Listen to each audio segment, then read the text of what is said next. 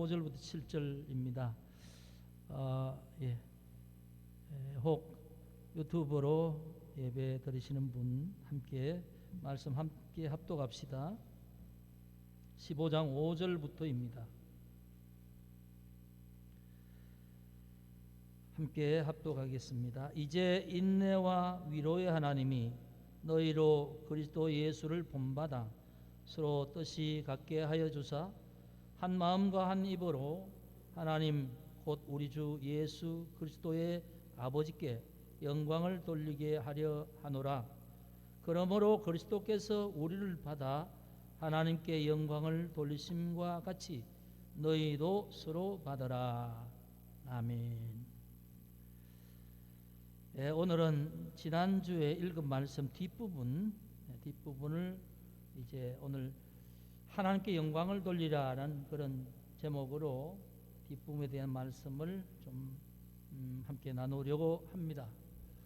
이제 명절 연휴가 시작되어서 우리 많은 분들이 또 본가로 돌아가고 우리 청년들도 그렇게 하고 또 우리 캄보디아에서 지금 같이 이 시간 예배 참석하시는 우리 김성우 집사님과 그 직원들도 그곳에서 명절 지내실 텐데 하나님 앞에 함께 예배 드리실 때에 하나님의 은혜의 역사가 우리가 예배 드리는 자리에 있기를 축복합니다. 15장을 지금 들어오면서 이제 바울은 14장과 계속 연결해서 바른 믿음에 합당한 삶을 말하면서 특별히 믿음이 강한 자와 믿음이 약한 자 사이에서 믿음이 강한 자가 어떻게 할 것인가, 믿음이 성숙한 자가 어떻게 해야 하느냐에 대해서 말을 하면서 그 믿음이 약한 자를 받고 비판하지 말고 또 연약한 자의 약점을 오히려 마땅히 담당하라, 그렇게 말하면서 지난주에 믿음이 강한 자는 마땅히 예수 그리스도를 본받는 자의 삶을 살아야 할 것이다. 그래서 자기를 기쁘게 하는 삶이 아니라, 자기 중심이 아니라 모든 일에 선을 이루고 덕을 세우기 위한 그런 삶을 살라, 그렇게 말씀을 하면서 이제 15장도 그렇게 말씀을 했습니다. 이제 오늘 5절 6절은 지난주에 포함되는 그런 말씀입니다만 특별히 또한 이 부분에 강조점이 있어서 오늘 말씀을 보는데, 5절 말씀과 6절 말씀은 꼭 그런 부분 아닙니다만 믿음의 형제들 향해서 기도하는 그런 표현으로 그렇게 말을 하고 있는 것을 보게 됩니다. 하나님께서 이렇게 되기를 원하노라, 이렇게 소망하노라, 이렇게 말을 하죠. 그래서 이제 5절과 6절 말씀을 보면 이렇게 말합니다. 이제 인내와 위로의 하나님이 너희로 그리스도 예수를 본받아 서로 뜻이 같게 하여 주시기를 원한다, 이렇게 말하면서 한 마음 한 입으로 하나님께 영광을 돌리게 하려 한다, 이렇게 말씀을 하지요. 그래서 오늘 이제 믿음이 강한 자에게 오늘 바울이 말하는 이 말씀 속에는 인내와 위로의 마음을 가지고 그렇게 서로에게 행하라, 그런 부분으로 정리를 할 수 있겠습니다. 오늘 5절에 보면 인내와 위로의 하나님이 이렇게 하여 주시기를 원한다, 이렇게 말하지요. 하나님에 대한 호칭을 인내와 위로의 하나님, 그렇게 말합니다. 우리가 기도할 때 하나님을 부르지요. 하나님 앞에 기도 시작할 때 사랑의 하나님, 사랑과 은혜가 풍성한 하나님, 또는 자비하신 하나님, 긍휼을 허락하시는 하나님, 이렇게 여러 가지로 하나님에 대한 호칭을 하지요. 그런데 바울은 오늘 하나님의 호칭을 하면서 인내와 위로의 하나님, 이렇게 말합니다. 그리고 또 15장 중간에 보면 13절에는 하나님을 또 호칭하면서 소망의 하나님, 이렇게 말합니다. 그리고 또 마지막 절에 보면 평강의 하나님, 이렇게 말합니다. 동일한 하나님에 대한 호칭을 이 15장에 쭉 기록하면서 다르게 호칭을 하고 있지요. 왜 바울이 이렇게 말할까? 하나님을 부르면서 하나님을 호칭할 때에 바울이 로마서를 기록하면서 표현을 하는 이 단어 하나하나가 그냥 우리가 상투적인 의구로 하는 것이 아니고 아주 치밀하게 앞뒤 말과 연결해서 모든 어떤 이 문장에 대한 내용들을 아주 철저하게 이 구별해서 그렇게 기록하고 그 시사 선택하고 있다는 걸 봅니다. 그런 걸 보면 오늘 이 바울이 믿음에 강한 자를 향해서 이제 인내와 위로의 하나님이 너희에게 그리스도 예수를 본받아 서로 뜻이 같게 하여 주사 이렇게 말하는데 이 말에 의미 없는 것이 아니라는 겁니다. 인내와 위로의 하나님 왜 그렇게 말할까? 그 이유가 있어요. 하나님은 인내하시는 하나님이고 하나님 위로하시는 하나님, 위로의 하나님 이걸 보면 격려하시는 하나님 이렇게 할 수 있는데, 자 보세요. 믿음이 약한 자가 믿음이 강한 자가 믿음이 약한 자의 약점을 담당한다는 것 말처럼 쉽지 않지요. 성숙한 신앙인이 예수의 사랑으로 이렇게 약한 사람에게 돕는 것 쉽지 않는 거예요. 하나님 주신 마음으로 했는데 사실은 그렇게 했으면 이 반응이 좋아야 되는데 꼭 반응이 좋은 게 아니에요. 믿음이 약한 자나 또는 세상을 향해서 아니면 믿지 않는 자를 향해서 그렇게 믿음이 좋은 성숙한 사람이 하는 행동을 이해하지 못해요. 오히려 오해해요. 또 반대로 생각하고 대적해요. 그렇게 할 수 있다는 말입니다. 지난주에도 제가 잠시 말씀드렸지만 서울시가 이 바포 공동체 최일도 목사를 고소를 했어요. 한 2, 3주 전에 얘기죠. 그 고소를 했어요. 왜 고소한 이유가 뭐냐 하면 노숙자들에게 밥을 34년 동안 줬는데 그 주다 보니까 그 동대문구 그 골다리 크기 이 밥을 현장에 나눠주는데 밥을 하고 뭐 식재료를 보관하고 하는 그런 장소가 필요할 것 아니에요. 그래서 거기 CU지에 건축을 했어요. 건축을 했는데 이제 그걸 시에서는 얘기를 하지 않는데 그 지역 주민들이 그 노숙자들을 위해서 그 집을 짓는 것을 건축법 위반이 돼서 고소를 하고 막 그런 거죠. 막 항의를 하고 동대문구청 항의를 하고 한 거지요. 왜? 아니 최일도 목사는 자기가 좋아서 노숙자들에게 하지만 그걸 계속 하다 보니까 지역에 사는 우리는 정말 피곤하고 힘들다는 겁니다. 왜? 이 멀쩡한데 그 거렁뱅이 같은 사람들이 몰려와 가지고 그렇게 매일같이 하고 있으니까 환경도 좋아지는 것도 아니고 그래서 하지 말라고 하는 거죠. 반대하고 계속해서 데모하고 그렇게 하는 거죠. 그러니까 최일도 목사님은 정말 가난한 사람을 위해서 한 끼 밥을 위해서 수고하지만 그 수고하는 마음을 이해하지 못하고 오해하고 대적하고 반대하고 하는 사람이 있다는 거죠. 그 34년을 어떻게 했겠습니까? 꼭 이번만 아니라 지금까지도 그런 일이 한 번도 운이 없겠습니까? 그런데 최일도 목사님 너무 지친다 이런 말씀을 하더라고요. 그런데 좋은 일을 하는 거죠. 좋은 일. 나라에서 못하는 것을 하나님의 이름으로 하는 거잖아요. 그런데도 법적으로 불법을 행했다 해서 고발당하는 거죠. 그런데 지금까지도 그런 일이 있을 때마다 같이 뭐 우리가 좋은 일을 하는데 왜 그러냐고 한 것이 아니고 묵묵히 그런 비난도 감수하고 했다는 거죠. 그게 뭐냐 하면 믿음의 성숙한 자가 하는 일에 대해서 이해하지 못하고 비난할 때도 어떻게 해요? 그래도 하나님 뜻을 포기할 수 없지요. 하나님 뜻을 계속 하려면은 묵묵히 해야 되는 거잖아요. 그 인내가 필요하지요.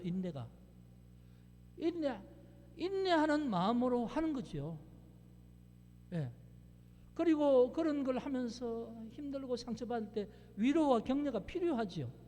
근데 그걸 해주시는 분이 누구냐면 하나님이시다는 거죠. 하나님이 인내의 하나님, 위로의 하나님이시다.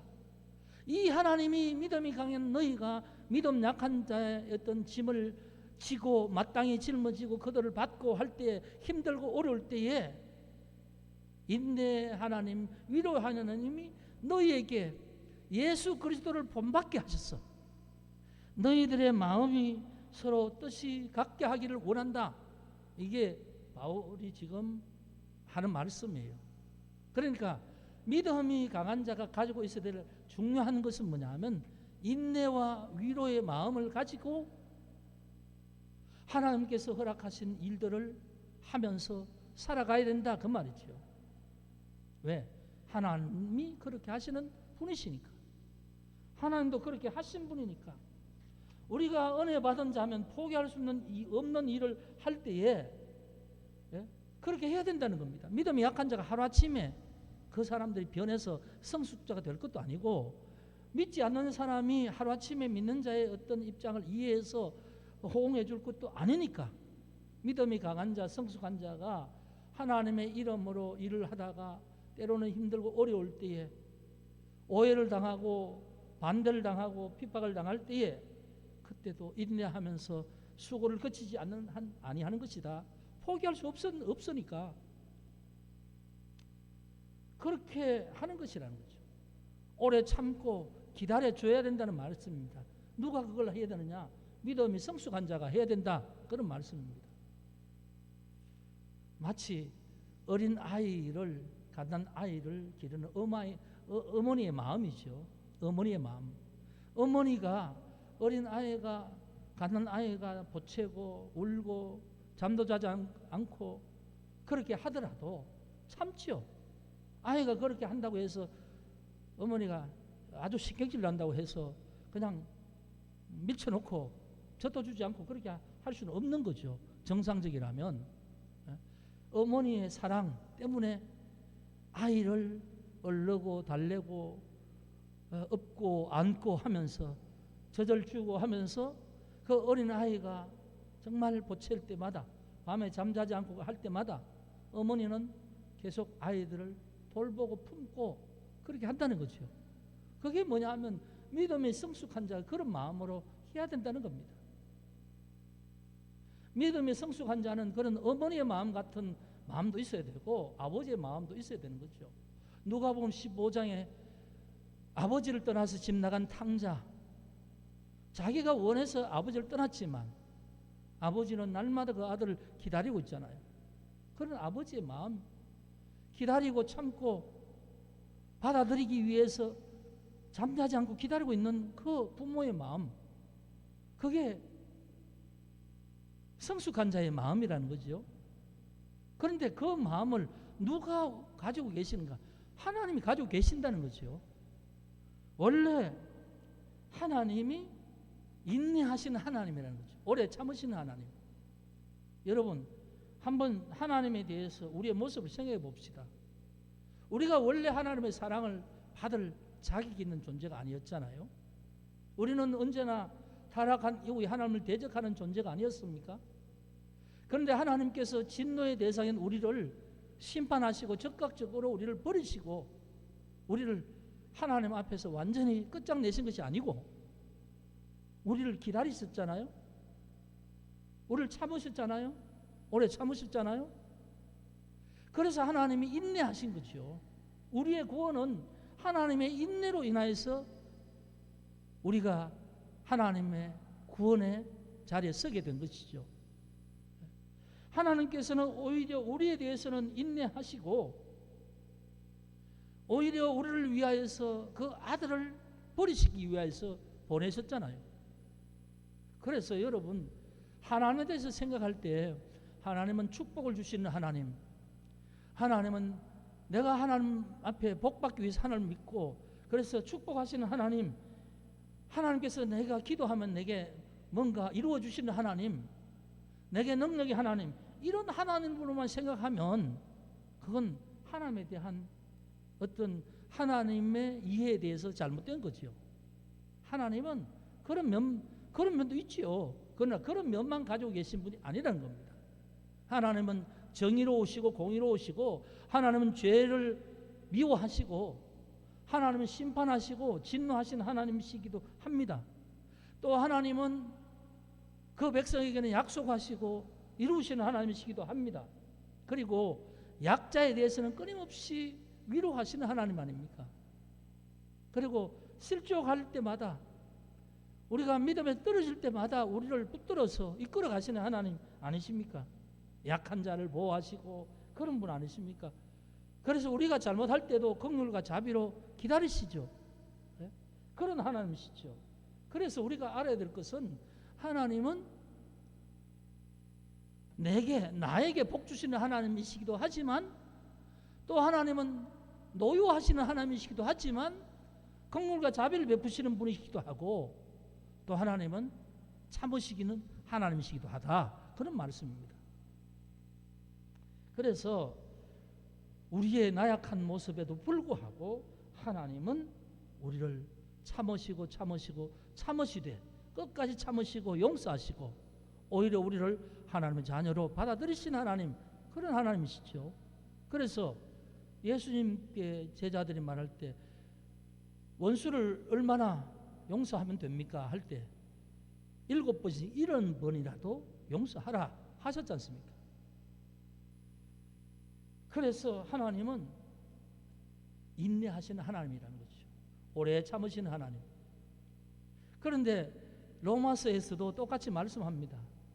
로마서 3장에 하나님이 죄인된 인간에게 구원의 길을 주시면서 하나님의 한 의인 되신 예수 그리스도, 율법의 하나님 한 의를 보내주실 때에 하나님이 우리를 심판하지 않으시고 길이 참으시는 중에 그 아들 예수 그리스도를 이 땅에 보내시고 우리의 죄를 대신해서 예수를 십자가에서 심판하셨다, 그렇게 말씀하시죠. 로마서 3장 23절 이후에 그렇게 말씀하십니다. 그래서 우리의 구원이 어디서부터 시작됐는가? 하나님의 길이 참으심으로부터 시작됐다. 바로 바울은 그렇게 말하고 있어요.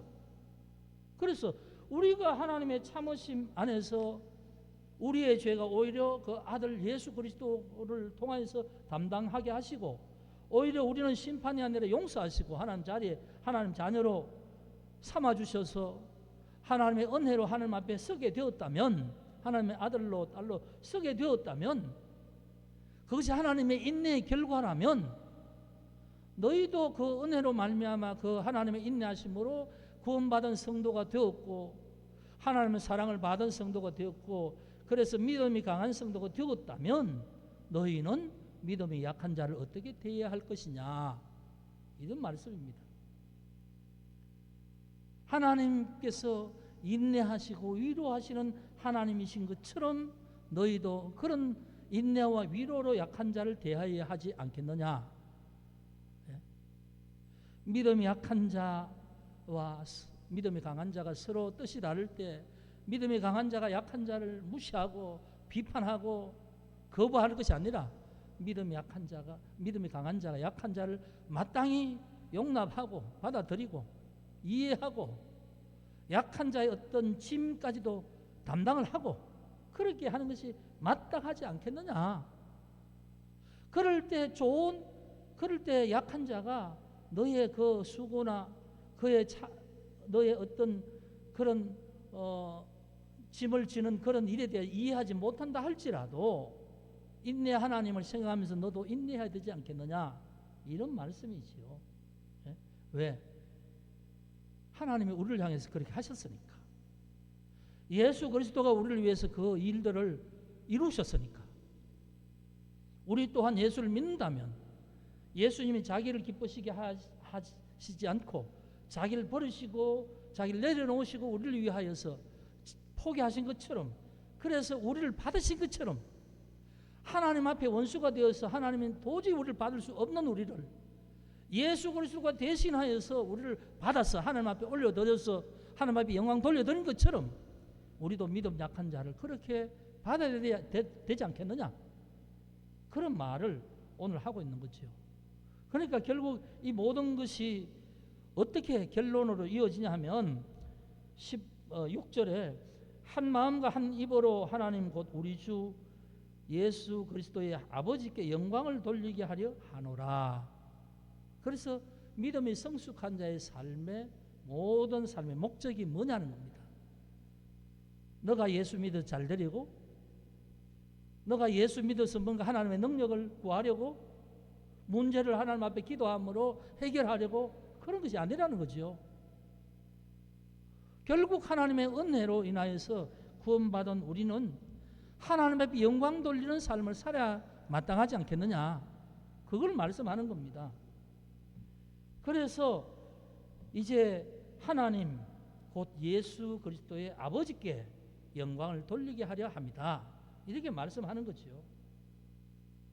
자, 결국은 이 영광을 돌리는 것은 예수님이 우리를 받아서 하나님 앞에 올려드린 것처럼 우리가 믿음이 연약한 자를 우리가 받아서 하나님 앞에 올려드리는 모습으로 믿음이 강한 우리가 인내하고 위로하면서 그들을 위로하면서 그들과 함께 믿음이 연약한 자와 함께 한 마음이 될 수 있도록 해서 하나님 앞에 나아갈 때 하나님이 영광 받으시지 않겠느냐, 그런 말이죠.